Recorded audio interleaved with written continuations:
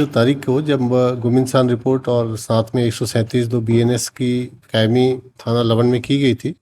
एक 14 वर्षीय बालक की गुमशुदगी की सूचना प्राप्त हुई थी और उस पर से कायमी की गई थी।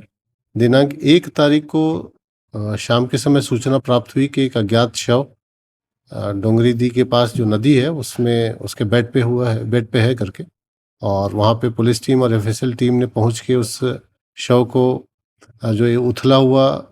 नदी के किनारे रेत है उसमें दबा हुआ था उसको निकाला, और जो बालक गुमा था उसी बालक का शव था। परिजनों ने उसकी पहचान की और पहचान करने के उपरांत पोस्टमार्टम करने के उपरांत अपराध में 106 BNS की धाराएं जोड़ी गई। और जब इसकी विवेचना आगे की गई, FSL से जो साक्ष्य मिले, पोस्टमार्टम से जो साक्ष्य मिले, CCTV फुटेज से भी जो साक्ष्य मिले और तकनीकी डिटेल से जो साक्ष्य मिले, उसके आधार पे 6 आरोपियों को गिरफ्तार किया गया है, जिसमें उसकी सौतेली माँ, चाची और उनके जो सौतेली माँ से संबंधित एक व्यक्ति है जिनसे वो अक्सर बातचीत करती थी वो, और उसके अलावा 3 नाबालिग लड़के थे, उनके द्वारा ये घटना कारित किया गया था।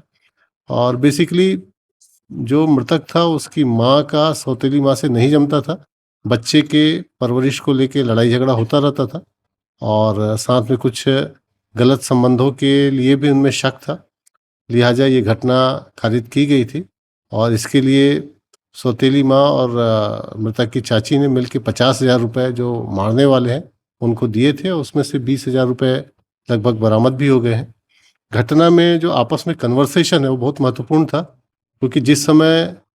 गुमशुदा बालक गायब हुआ था घर से, उसके बाद लगातार उनकी जो माँ थी, सौतेली माँ, और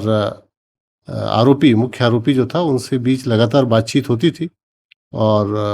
उसी बातचीत के बाद इसने उस पूरे प्लान को एग्जीक्यूट किया था। और उसमें जो एक अपचारी बालक था उसके ही बेल्ट को इसने गले में बांध के लपेट के उसको टाइट कसा था, जिससे उसकी मृत्यु हो गई थी। और फिर नदी के बेड में रेत में उसको दबा दिया गया था। सर, इस मामले में